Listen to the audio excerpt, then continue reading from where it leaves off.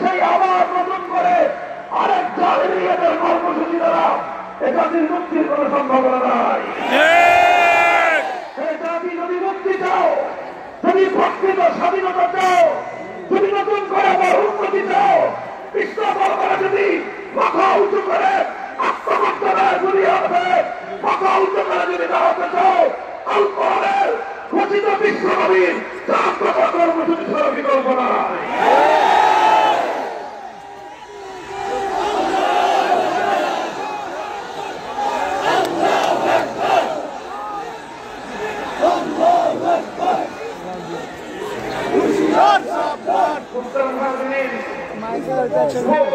সংক্ষিপ্ত আলোচনার মাধ্যমে রাসূল আকরাম সাল্লাল্লাহু আলাইহি ওয়াসাল্লামের বর্ণিত অনুসৃত বাস্তবায়িত সেই 4 দফা সংক্ষিপ্ত আলোচনা করব এবং আজকের প্রেক্ষিতে সেই 4 দফা বাস্তবায়ন বিষয়ে আপনাদের সম্মুখে ফ্যান এখন দিছে কোন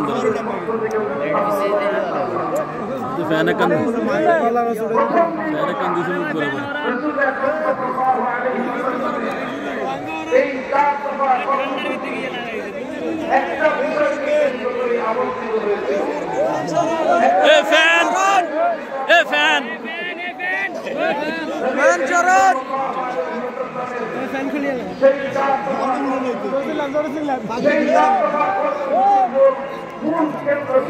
ফ্যান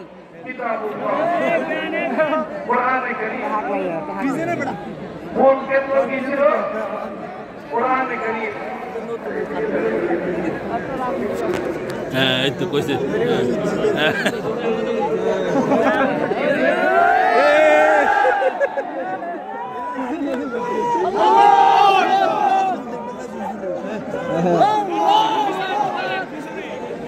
হুজুর আসাঙ্গা পক্ষে আছে তো কইছে হুজুর কইছে আঙ্গলা দিয়ে হুজুর দুঃখ বুঝছে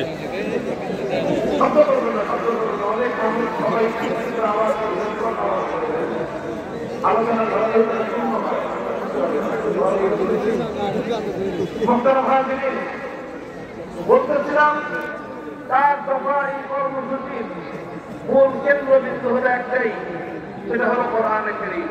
সেটা কি? কোরআনে কারীম। কিতাবুল্লাহকে কেন্দ্র করেই নবী আকরাম সাল্লাল্লাহু আলাইহি ওয়াসাল্লাম 4টি কাজ করেছেন। কিতাবুল্লাহকে মাধ্যমে রেখে সেই কিতাবুল্লাহর চারপাশে আল্লাহর নবী 4 দফা কর্মসূচি বাস্তবায়িত হয়েছে। আপনারা বুঝলেন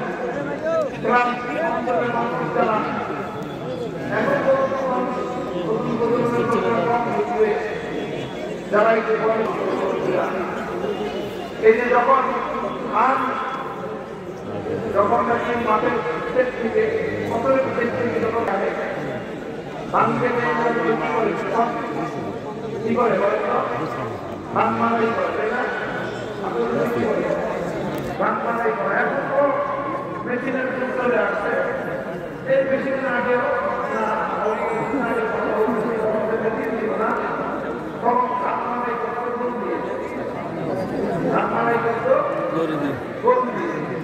মানুষের বাড়ি অধিকাংশ উঠানেই এর মধ্যে গরু দিয়ে ধান মারাই গরুকে ধান মারাই করতে হবে।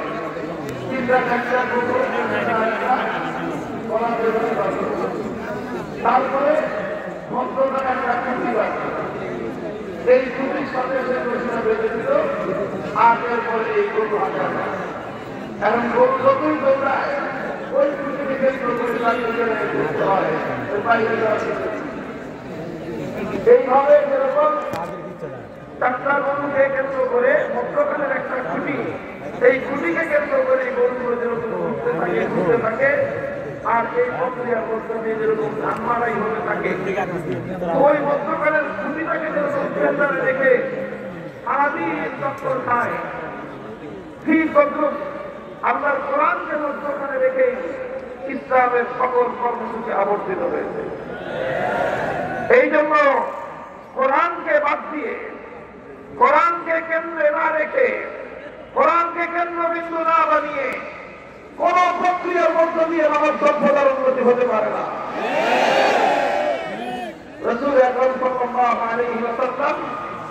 আল্লাহর কিতাবকে মধ্যখানে রেখে 4 দফা কর্মসূচি বাস্তবায়ন করেছিলেন। 1 নম্বর কর্মসূচি আপনার কোরআন করবে ধারাবাহিকভাবে هو الذي بعث في الأميين رسولا منهم يتلو عليهم آياته। 1 নম্বর কর্মসূচি ছিল يتلو عليهم آياته تلاوة কিতাবুল্লাহ। উম্মতের সামনে আল্লাহর কিতাব তথা কোরআনে পাকের তেলাওয়াত করা। তেলাওয়াত কিতাবুল্লাহ, কোরআনের তেলাওয়াত, এটা ছিল রাসূল সাল্লাল্লাহু